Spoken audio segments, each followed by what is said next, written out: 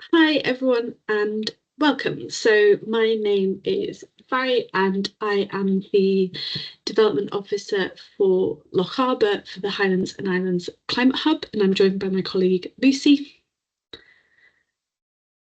And I am the Development Officer for Caithness and Sutherland. And yeah, a very warm welcome to our environmental policy workshop, which is part of our Sustainable Spaces programme. So this workshop is going to walk you through how to create an environmental policy and action plan for your organisation. You might also call this a net zero strategy or a sustainability policy, but we'll get to that later. We're joined by quite a few people online live, which is brilliant to have you here, but also a warm welcome to those who are watching on the recording. Before we get started, just a couple of standard housekeeping slides. Please keep yourself on mute throughout the training. We are recording the session today, so if you don't want to appear on the recording, then please turn off your cameras. As I mentioned, we'll be pausing for some discussion and question points throughout the workshop today, so at that point we'll pause the recording, at which point feel free to come back on if you would like to. The chat function's there, so if you have any questions throughout the presentation, then please put them in the chat function, and we'll pick those up at the end. Also, if you have any technical difficulties today, then again, please pop it in the chat function and we will do our best to try and help. We are not technical experts, but we will absolutely try and help to keep you in the workshop today. So just as a bit of an overview for those of you who maybe haven't come across the Sustainable Spaces programme before, this is a programme that the Hub has developed to support community groups to operate a space, to look at how they can run that space more sustainably. Sort of, that's what it says on the tin. So this, in terms of space, we treat that very broadly. So it could be anything from a community hall to a community woodland. We've had people approach us who run community pontoons, community sailing boats. There's a whole host of spaces, and hopefully whatever kind of space that you're running, you'll find something which is helpful for you. There are two ways that you can engage in the Sustainable Spaces programme. One is through a self-directed approach. So that is by attending the session or watching this recording, and then working through the resources and templates on the online Sustainable Spaces programme. The second approach is if you're based in Highland Council region, Orkney or Shetland, we have a team of development officers who can walk you through that journey. So that will be slightly more hands-on. It will involve meeting with a local development officer who will help you to look at your operations, look at your space, and develop an environmental policy and action plan. Just a reminder as well that we do have our Climate Action Fund, which is available to groups in Highland Council region, Orkney and Shetland, and our funding finder, which is available to anyone, and that might be able to help implement some of the actions that you identify as part of your process of developing your policy and action plan. So in terms of the session today, there are kind of three main parts to it. Well, sort of four main parts. So the first thing is that we'll dive into some of the background information around climate change and do some jargon busting of some of the terminology that you might come across. We do this just to make sure that everyone's on the same kind of page in terms of what we're talking about. The next thing that we'll look at is walking you through what an environmental policy is and how to create one, as well as why to create one, and thinking through perhaps the different forms that your policy could take. The most substantial bit of this workshop will be looking at different elements of your operations to consider what you might want to include in your policy and in your action plan. And finally, we'll talk you through the templates that we've got available, as well as sort of further information on accessing support.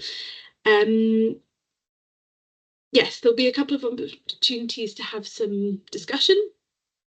And if you're watching the recording, really encourage you just to pause the recording and have a reflect and a brainstorm on your own. So next, I'm going to hand over to Lucy. Oh, you're on mute, Lucy. That's better. Thank you, Mhairi. So the first thing we're going to do is have a look at this little sort of 3-minute animation video. It just explains a little bit about the science behind climate change. I'm sure everyone here is pretty familiar with what it is and how it works, but it's just like a little refresher video. I think it's about 3 minutes long. So yeah, we'll go with that, Mhairi. Yeah.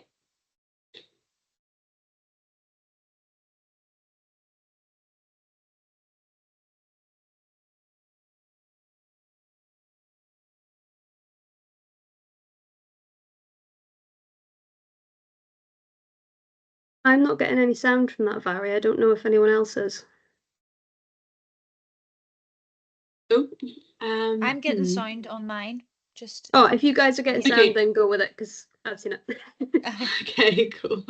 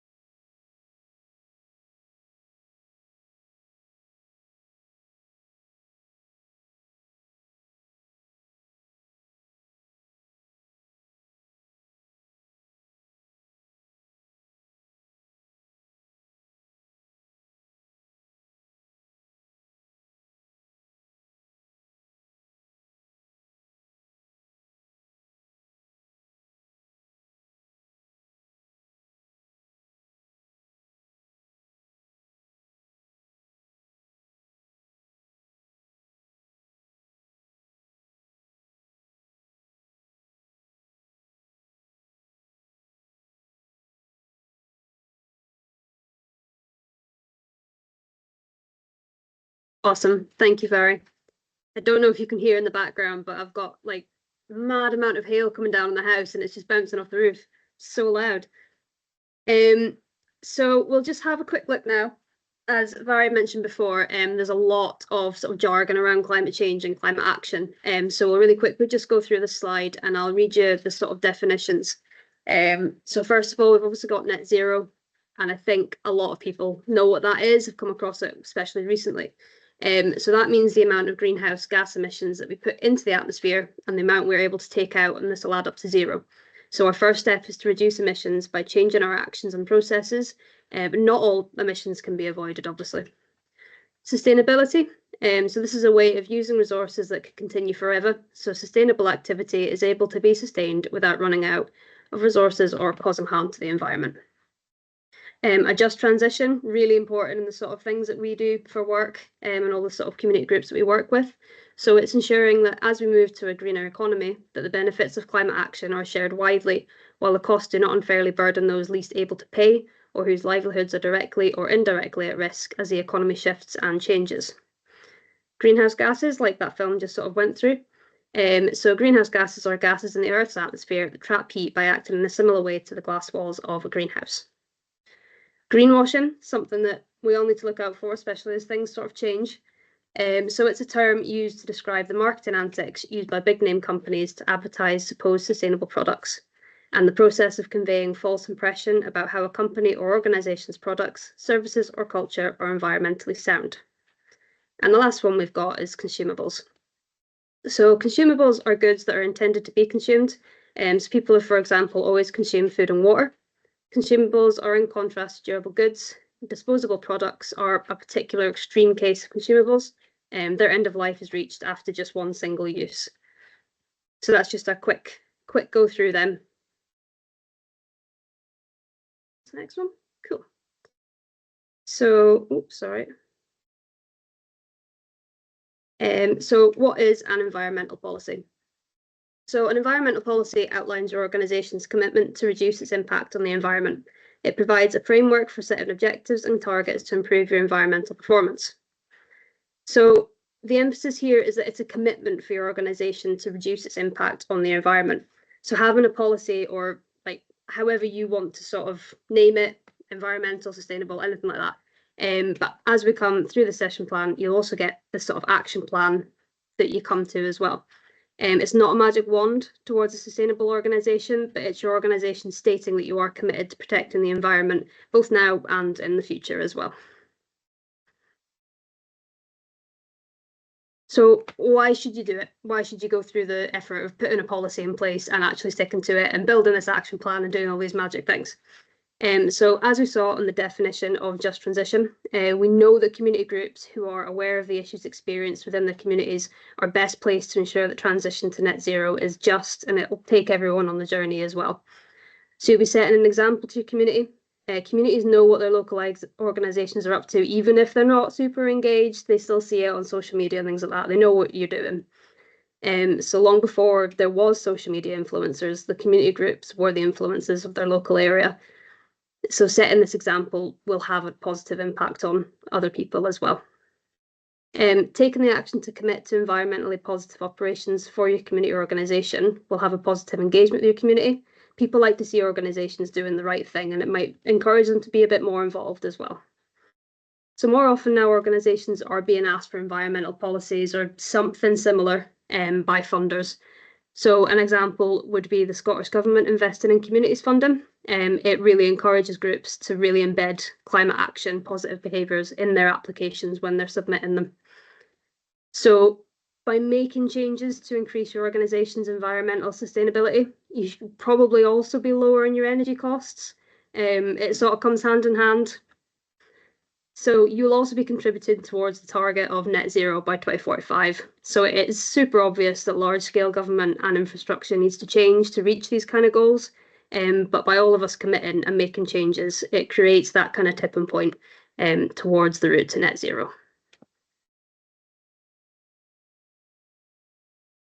So what do you call your policy? There is a few different options, obviously, but we'll have a little look at them just now. So a net zero policy, it's a little bit more corporate, but if you're forming a strategy for buildings, then this might be a good fit for your organisation. It's possibly also a good name for funding applications or just anything a little bit more formal. Environmental policy. So this is probably more appropriate for community groups or maybe growing projects. It's got that environmental sort of twist and you instantly think green. It's easier to understand and it's a little bit less jargon about corporate speak and that sort of thing. And then sustainability policy.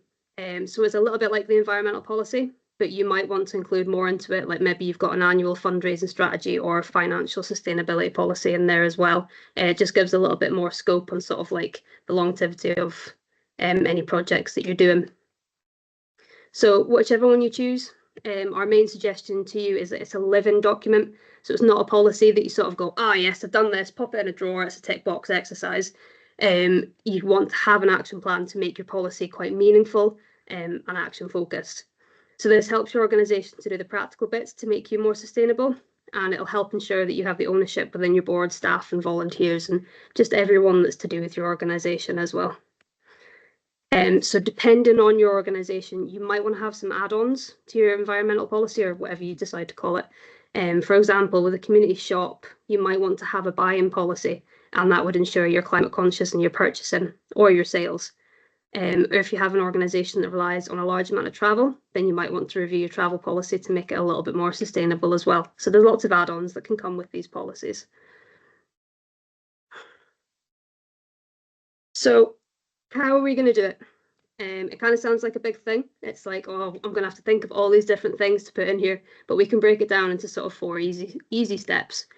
So engage. So everyone involved in your organisation needs to have ownership of that bigger change that you're making. You need to engage and involve them as much as you can. So take the simplest example of having more bins available to separate recycling.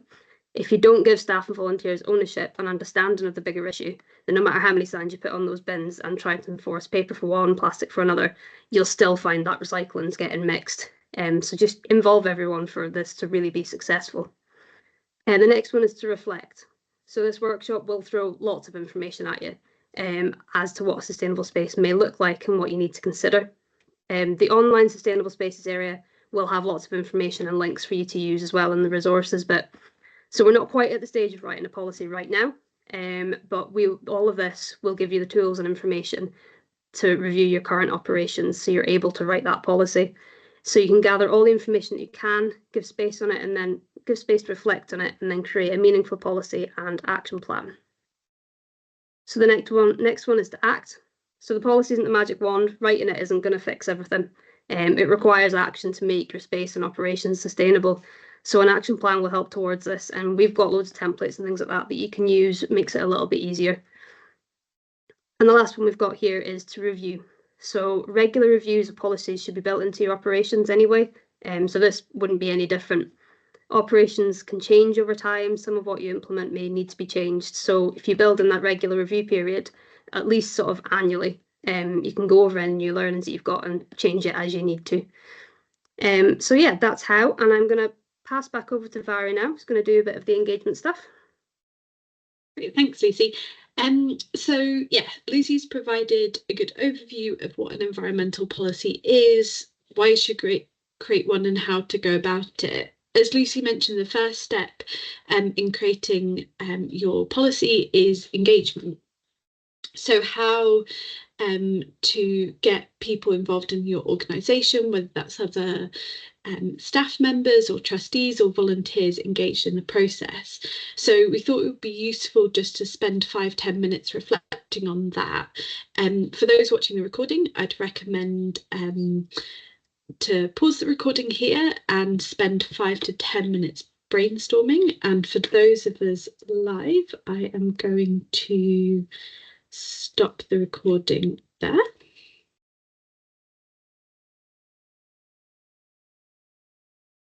Okay, great.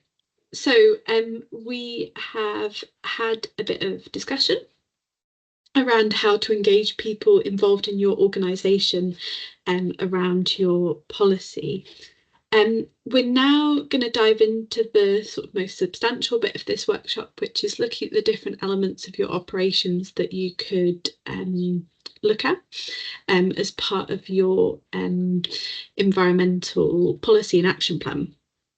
Before we dive into that though, this is just a short slide around scopes and carbon emissions. So just to emphasise, this probably isn't, if you're a small, particular volunteer-run community organisation, this probably isn't something that you need to pay much attention to, but we thought it was useful to put it in here just in case it is, for whatever reason, whether that's, for example, Heinzein's enterprise funding, or if it's something that you're really interested in. We have included this as well as a template so that you can put your environmental policy into this kind of scopes framework.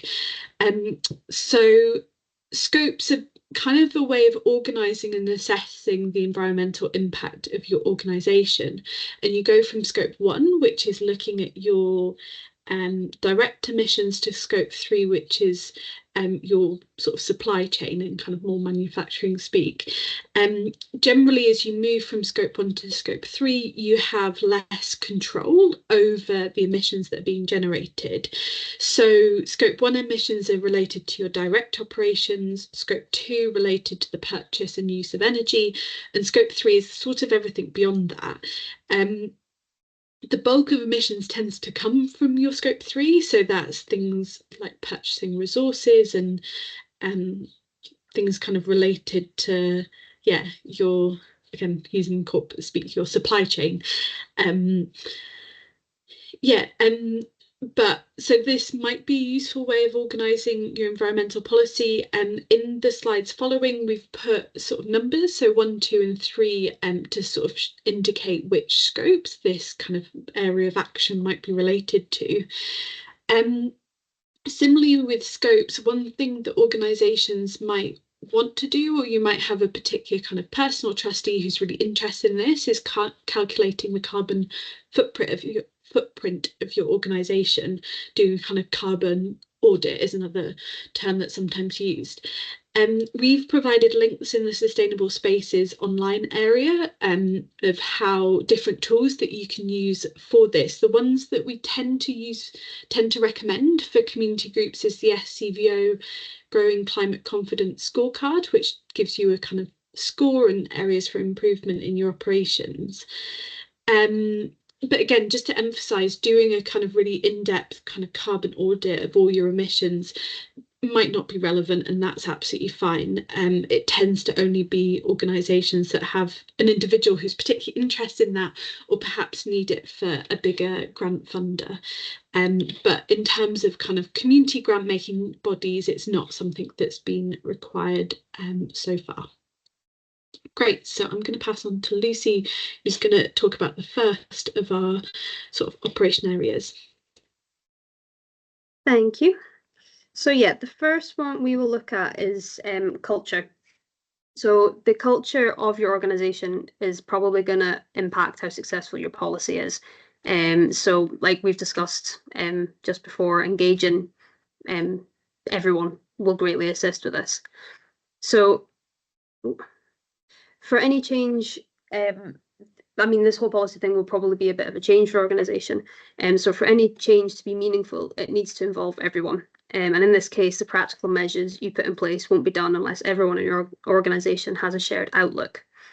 You may want to consider as well doing some climate awareness training. That can be for your staff and volunteers. So, for example, the carbon literacy training is a really, really good one. Having memberships of organisations like us displayed on your website. So the logo and your membership pack, it demonstrates that you have climate and environmental awareness.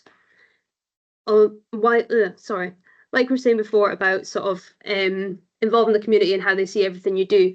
So celebrating and sharing what you do on your social media and in your press releases. This can demonstrate to your community that you are environmentally conscious. And again, displaying your environmental policy on your website for the community to see. It's a really, really good way of getting other people involved and sharing everything that's sort of going on internally with your organisations. There's the UHI, for example, I know do this. Having a green team or a green champion within your board, or volunteers or staff members. It might be as simple as having someone on the board of your committee and that can sort of climate proof your projects or events that you might be holding. And the last one is sort of signing the Highland Climate Charter. So the picture on this, it shows Thurso doing just this. It can be something super simple like I pledge to support recycling to the correct bin, or I pledge to use active travel for small journeys. It can be a really nice little pledge that you do. So yeah, that's sort of a quick go over the culture of our organisation as well. I'll pass back to Mhairi.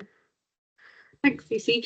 The next one to look at is purchasing. So there's quite a big amount to consider here, and we know that purchasing can be different, particularly if you're in a small, very rural community, when buying online is sometimes just necessary. But in terms of purchasing, the way we recommend looking at it is a sort of three-step approach. So the first thing is thinking, do we really need this? So in some areas, it might be possible to borrow resources. So in Caithness, they have the Caithness Community Asset Bank. In Loch Arbor, we have Loch Arbor Environmental Group run a kind of sharing library, and that enables the sharing of equipment and resources between community groups. So not everyone has to buy a gazebo, that can be shared around groups. You could also think about doing this in really informal arrangements. So, for example, if you've got two community halls that are quite close to each other, thinking about buying one projector maybe that gets shared between the two. The second thing is thinking if you do need to purchase something, starting with secondhand. So obviously physical charity shops, there's some great for office furniture and things like that. There's some great we've got Restart in Fort William, I think it's in Highland. I'm going to have to ask our Highland person what that one's called. But yeah, there's some really great secondhand physical shops that are available across the region, but also online. So for example, if you have staff members of an organisation thinking about perhaps buying refurbished laptops and phones for your employees rather than buying them new. If you do need to buy an item new, then thinking about ethical suppliers. So we mentioned before around greenwashing, this can be really hard to avoid, but we do have some resources and hints and tips on the Sustainable Spaces web page around this to kind of stay alert to the challenges of greenwashing.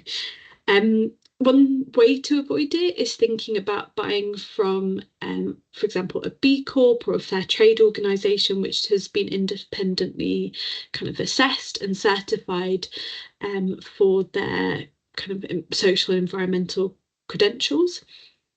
Another option is buying from social enterprises. So often social enterprises are on a similar journey with community groups, in terms of minimising their environmental impact. Buy Social Scotland has a business directory of different goods and services that you can buy from social enterprises in Scotland. When it comes to purchasing, we often think about physical items, which are of course important to think about, but also thinking that as a community organisation, you do have spending power in your local community, often in terms of purchasing services. So, for example, looking at your, for example, if you employ someone or a company for cleaning in your community space, you might have kind of completely eco-friendly to your kind of cleaning operations, but they might not have. So thinking about engaging with the organisations that are providing the services to your space and encouraging them to kind of come along on a similar journey with you.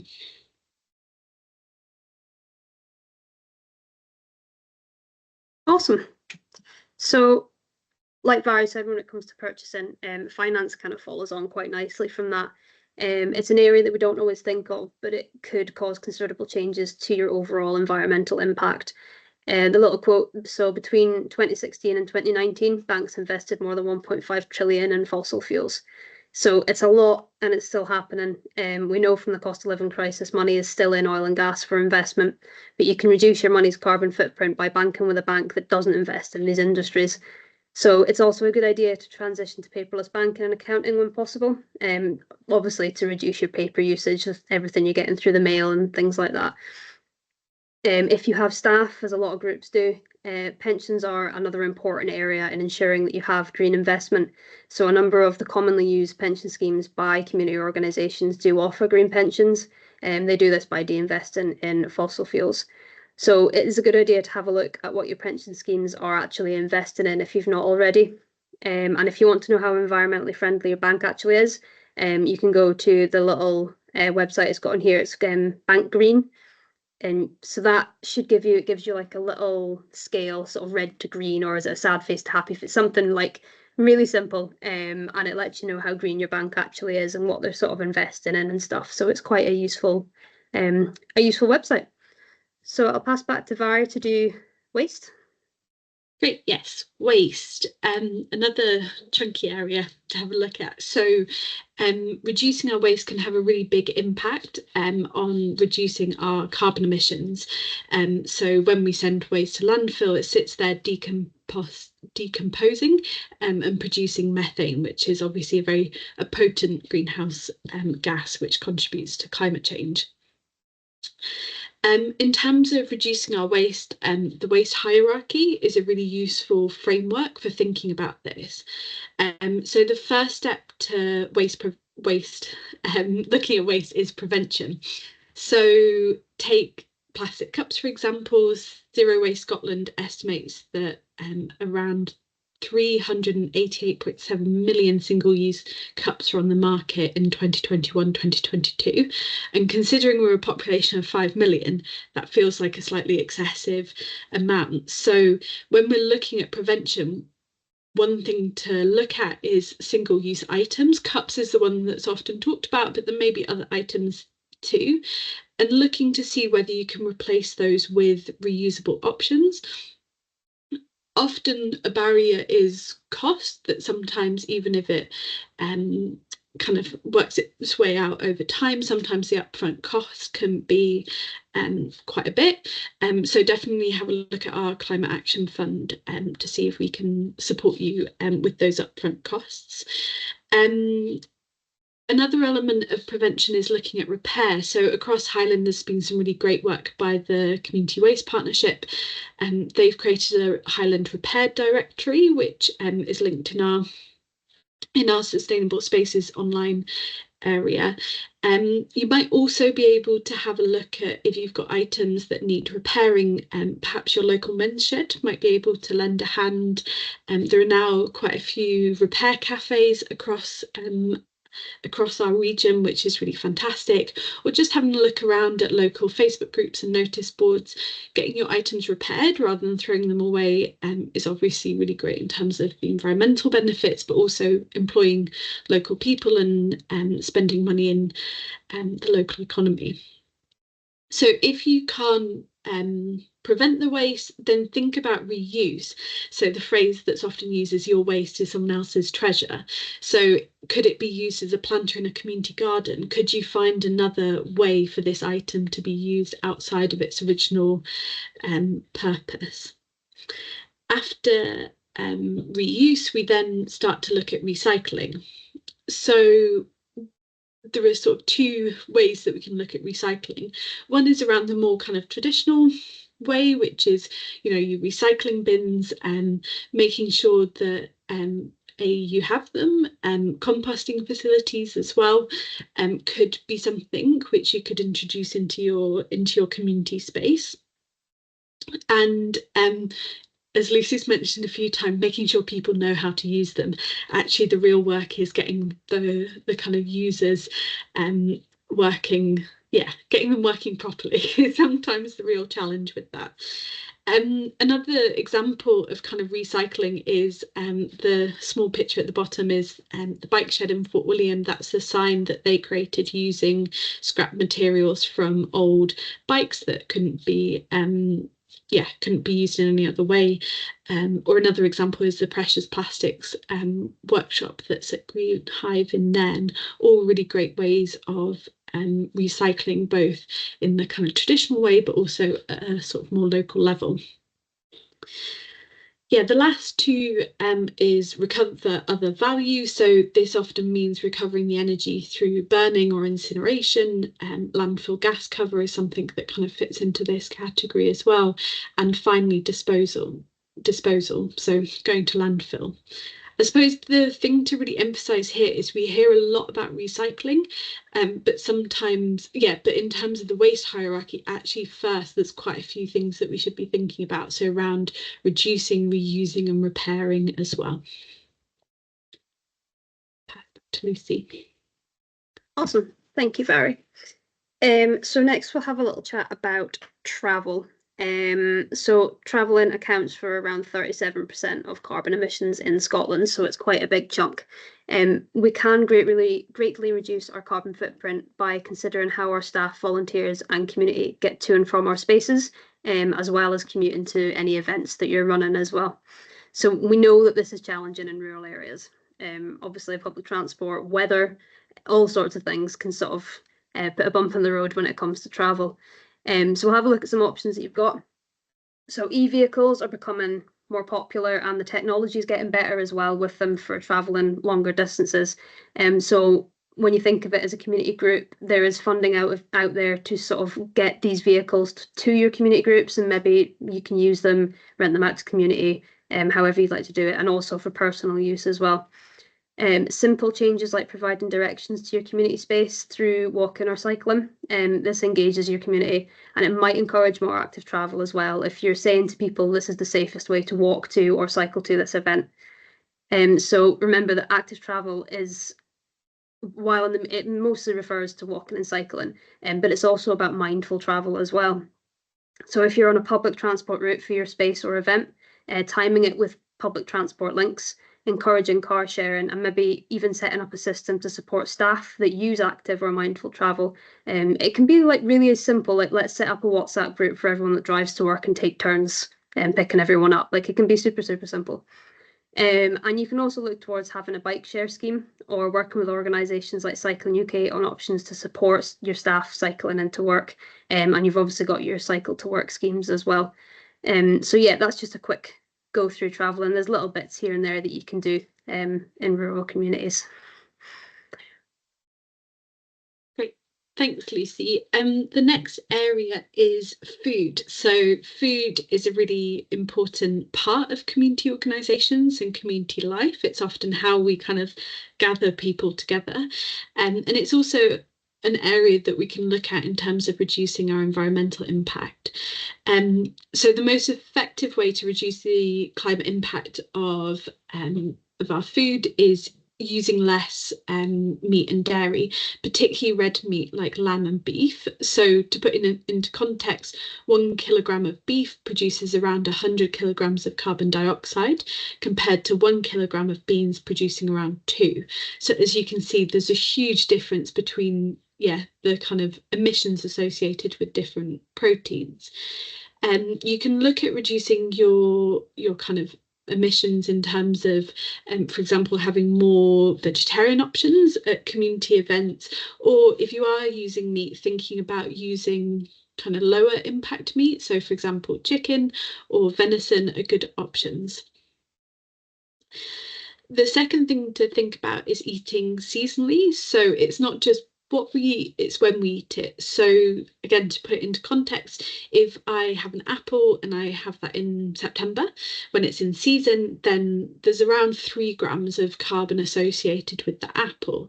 But if I eat that in June or July, then there's around 200 grams associated with the apple. So there is a big difference throughout the year if we're not eating seasonally. One of the main reasons for that is around I guess storage, but also air freighting. So if we're eating, for example, berries out of season, they're coming from the other side of the world, then those will often be flown to us, which really increases our environmental impact. So eating seasonally is quite a kind of easy way to think, okay, this item will probably have been either got to me by truck or by boat, and therefore the emissions associated with it tend to be much lower. Reducing waste. So the third thing to think about is reducing waste. So sending just 1 kilogram of food waste to landfill produces the same carbon emissions as 25,000 plastic bottles. So that was a stat from Zero Waste Scotland. In terms of reducing food waste, there's lots of really great resources from Zero Waste Scotland around this. A kind of more simple one, for example, if you're a community group, that I often use is getting a really accurate idea of numbers so that you're not over catering and trying to kind of resist that temptation to over cater, which I know some of us often have. And if you do have food left over, just thinking about, for example, your Tupperware, and making sure that you've got containers for people then to take food home in.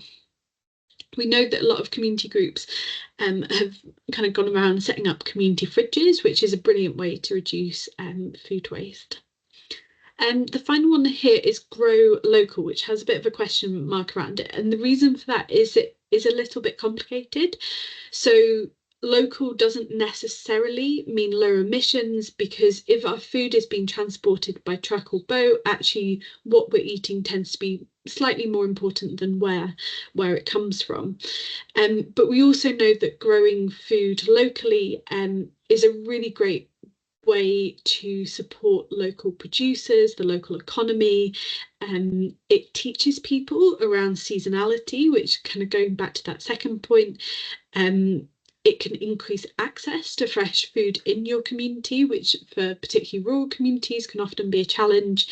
And also in terms of community projects, we know that in terms of the science that kind of getting stuck into the soil does improve your mental health. So there's a whole host of other benefits around that. Yes, thank you, Mhairi. So yeah, we'll have a little look at adaptation and resilience in your community and your community groups.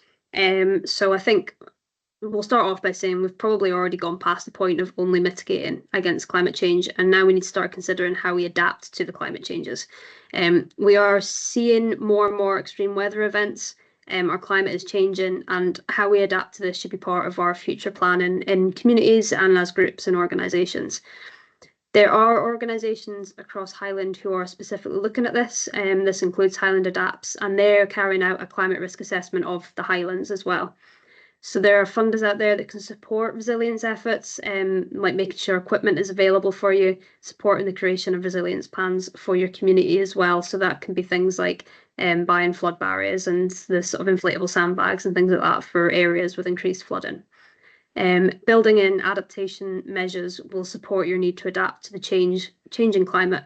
It could form part of your organisation's risk register as well, which is a really, really handy thing to have, especially when you're sort of speaking to the public and people in your community and things. Right, back to Mhairi. I feel like you've got all of the long ones here, Mhairi. You've definitely got the longer slides than me. Yeah, either that or I'm just chattier. Or you're better at being more succinct. Yeah, so this is the final one. So thank you for bearing with us, because we know it is a fairly chunky bit of the presentation. So this is the last one that we're going to look at, which is buildings and energy. So in terms of building and energy, we know this is something that a lot of community groups want to look at, but it can also be one of the most challenging areas to improve. But with the right approach, some perseverance, some good support, then you can kind of make steps along the way.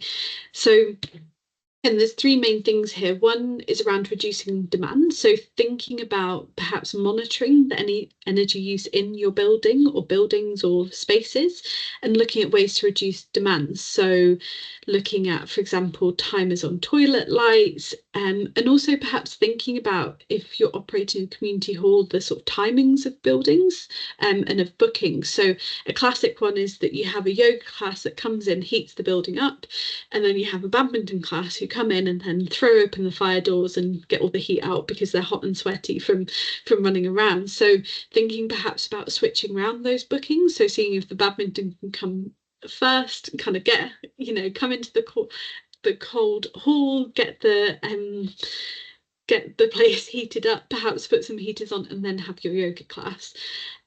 So that's just a simple example of some of the things around just being a bit smarter around how you manage the energy demand in your building. The second thing is about building fabric and insulation. So the first step with this that we tend to recommend is the Business Energy Scotland audits. So funders will tend to expect you to have one of these done before kind of progressing to the next steps, and it will give you recommendations for heating, lighting, and just different energy efficiency measures. So that could include, I was going to say all the insulations, but underfloor, loft, cavity wall insulation. One thing that it might not pick up on, but some groups look at, is slightly less, I was going to say, intrusive measures. So looking at draft excluders, Green Hive, who were on the programme before, decided to put in kind of insulating curtains in their big community hall. So it can, there are other things that you can do there. And finally, heating. So renewable heating options such as heat pumps, infrared heating panels can substantially lower the cost and associated carbon of heating your building. So that is the end of our whistle-stop tour of different aspects of your operations to look at. We thought it would be good to have another point for discussion before we move on to the final kind of bits of the workshop today. So the two questions are, what is one thing that you're doing already from all the things that we talked about, and what is one thing that you'd like to explore? Again, if you're catching up on the recording, then this is a good point just to pause and have a brainstorm.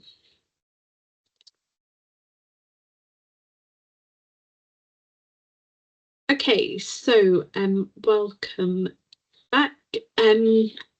We're going to move on to the last part of the workshop today, which is thinking through the kind of next steps. So one resource that we have on the Sustainable Spaces web area is our questionnaire. So this can be really useful, particularly if you're taking the self-guided approach, to think through the different areas of your operations. It can be a really good thing to do with other people. So, for example, a group that I've worked with before took it to their regular board meeting for their village hall and went through it.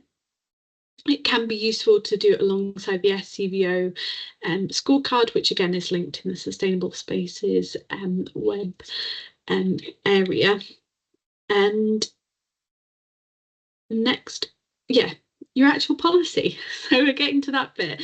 So starting to think through actually writing up your policy once you've kind of done that reflection of your operations.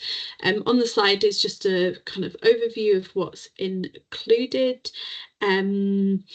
We have two options for templates. One is with scopes, one without. So please just pick the one which is most relevant for you, and feel free to obviously change what you call it and perhaps add things in, take things out. It's supposed to be meaningful for you and your operations.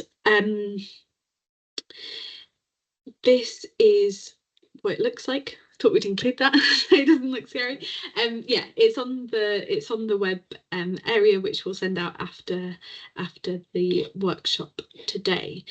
Again, one of the things that we've really emphasised about the policy and the process is that it needs to be accompanied by an action plan. So we've provided a template for that on the space as well.